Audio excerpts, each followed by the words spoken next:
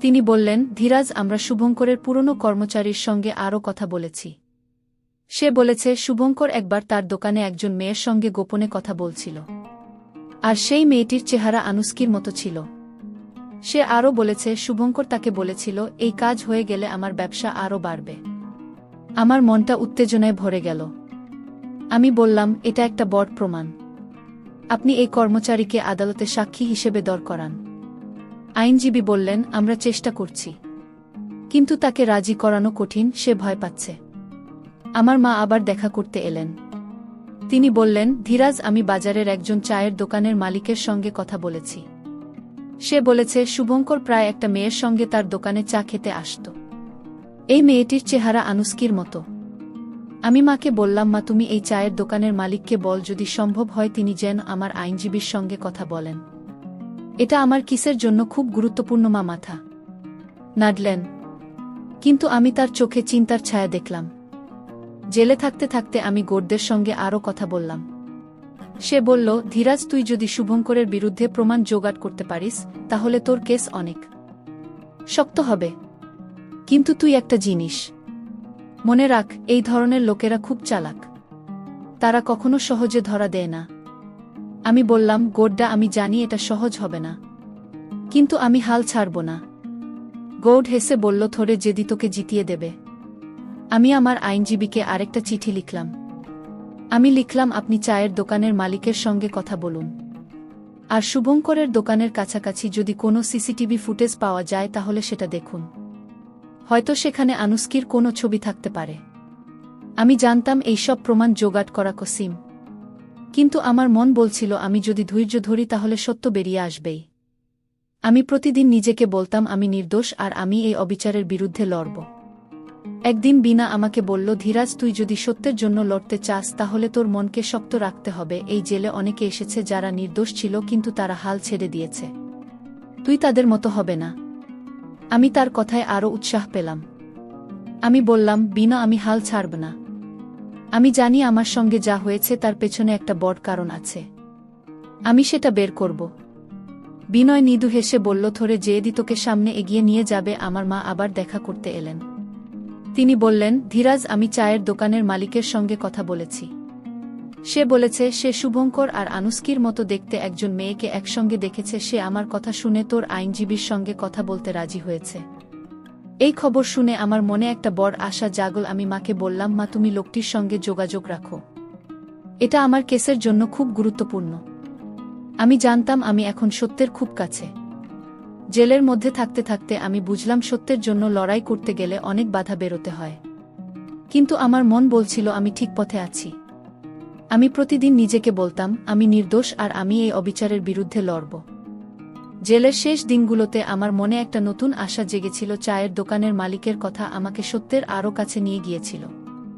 আমি বিনয়কে বললাম, বিনা, আমি এখন নিশ্চিত শুভঙ্কর আর আনুষ্কির মধ্যে একটা যোগসূত্র আছে। আমাকে শুধু এটা প্রমাণ করতে হবে।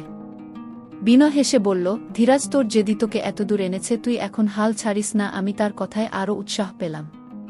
আমি জানতাম আমার জীবনের সবচেয়ে বড় রহস্যের উত্তর পেতে চলেছি। আমার আইনজীবী দেখা করতে এলেন। তিনি বললেন, ধীরাজ, আমরা চায়ের দোকানের মালিকের সঙ্গে কথা বলেছি। সে আদালতে সাক্ষী দেওয়ার জন্য রাজি হয়েছে। সে বলেছে সে শুভঙ্কর আর আনুষ্কিকে একসঙ্গে দেখেছে, আর শুভঙ্কর আনুষ্কিকে কিছু টাকা দিতে দেখেছে। আমার মনটা উত্তেজনায় ভরে গেল। আমি বললেন, এটা আমার কেসের জন্য বড় প্রমাণ। আপনি এটা নিয়ে আদালতে যান। আইনজীবী বললেন, আমরা নতুন করে আপিল করব। তুই শান্ত থাক। আমি জানতাম আমি এখন সত্যের খুব কাছে। আমার মা দেখা করতে এলেন।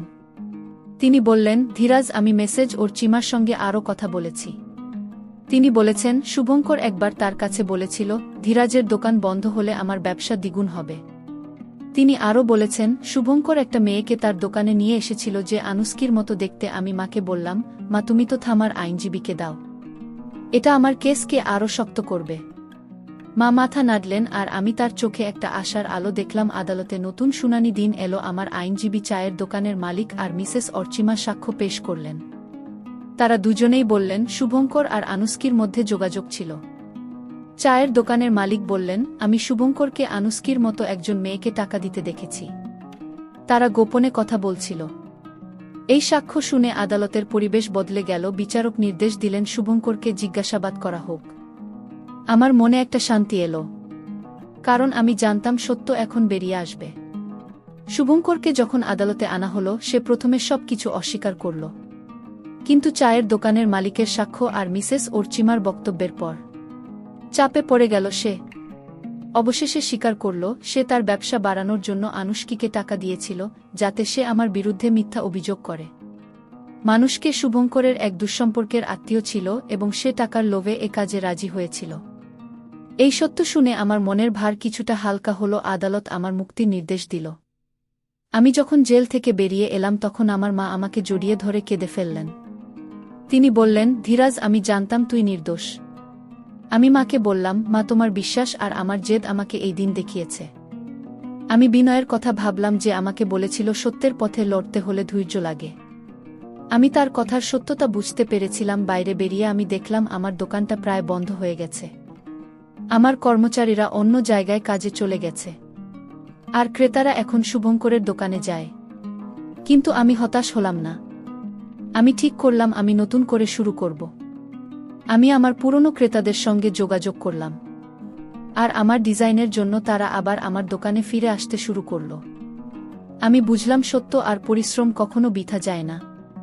বন্ধুরা, আমার জীবনের এই পরিস্থিতি আমাকে শিখিয়েছে, জীবনে চলার পথে বিভিন্ন বিচার হতে পারে, কিন্তু সত্যের জন্য লড়লে সেটা একদিন না, একদিন সামনে আসবেই। আমি বিনয়কে চিঠি লিখে ধন্যবাদ জানালাম, কারণ তার উৎসাহ আমাকে এই লড়াইয়ে জিতিয়েছে। আমার মন এখন শান্ত, কারণ আমি জানি আমি নির্দোষ ছিলাম আর সত্য আমাকে মুক্তি দিয়েছে। বন্ধুরা, গল্পের শেষে আমি তোমাদেরকে বলতে চাই, জীবনে অনেক সময় আমরা অবিচারের শিকার হই, কিন্তু ধৈর্য আর সত্যের জন্য লড়লে আমরা জিততে পারি। কখনো হাল ছাড়বেন না, আর সব সময় নিজের উপর ভরসা রাখুন। দেখবেন সত্যের জয় সুনিশ্চিত। বন্ধুরা, গল্পটি যদি তোমাদের ভালো লাগে তাহলে লাইক, শেয়ার এবং সাবস্ক্রাইব করে পাশে থেকো। আর বন্ধুরা, তোমরা এতক্ষণ ধৈর্য ধরে আমার গল্পটি শোনার জন্য তোমাদের সবাইকে অসংখ্য ধন্যবাদ।